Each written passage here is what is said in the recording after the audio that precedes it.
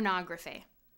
The abundant fascination with blood, murder, and mayhem, and especially sexual violence as it is enacted on the bodies of women, points to a culture of gendered brutality, much bigger than American Psycho. At the time, in the 1980s, feminists themselves were split on how best to tackle the issue of pornography. The debate may be seen through the position of two key organizations. On one side, Women Against Pornography, founded in 1979 by Susan Brown Miller, argued against demeaning depictions of women, insisting that they encouraged continued violence against women. For this group, pornography refers to the billion-dollar industry of films, videos, and magazines displaying the female body for a male audience.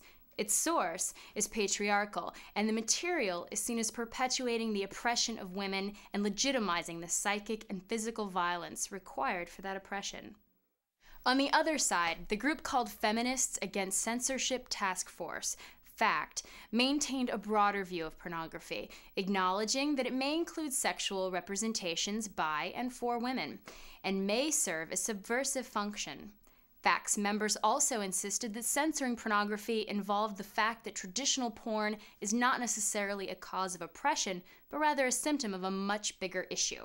Opposing wholesale censorship, FACT argued for acknowledging a greater complexity surrounding the issue of sexual representation. In some ways, the split between these two groups was characteristic of a larger split in feminism in general, between practical feminists rooted in 1970s protests and the drive to attain equal rights, and a more theoretically inclined feminism situated in the academy and schooled in post-structuralist theories of power, Marxism, and psychoanalysis.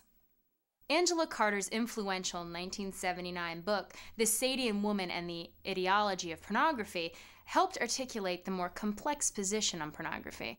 Carter posits a distinction between pornography in general, which serves to diffuse the explosive potential of all sexuality, and the work of the moral pornographer, whose domain is the real world and the nature of social relations.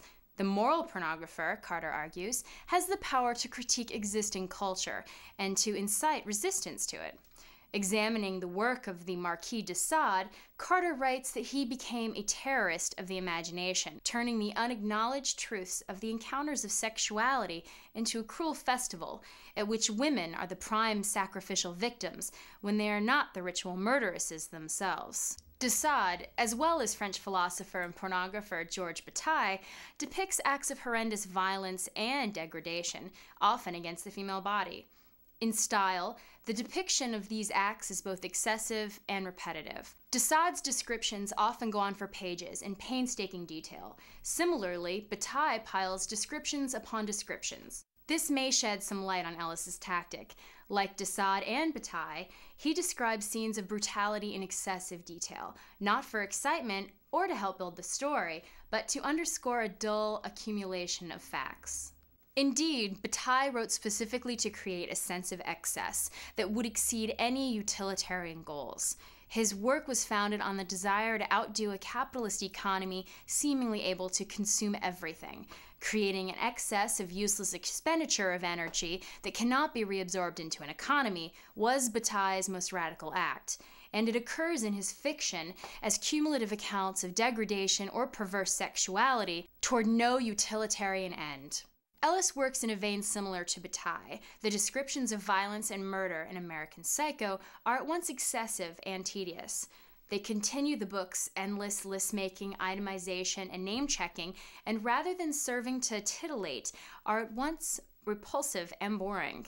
According to Julia Kristeva, the abject is often that which crosses back and forth across the body's borders, highlighting what is part of the body and what, in a manner prompting disgust, is not part of the body. Bodily waste, vomit, menstrual blood all pass across the body's boundaries and as such inspire revulsion. And horror is often centered here, at the site of horrific somatic boundary crossing.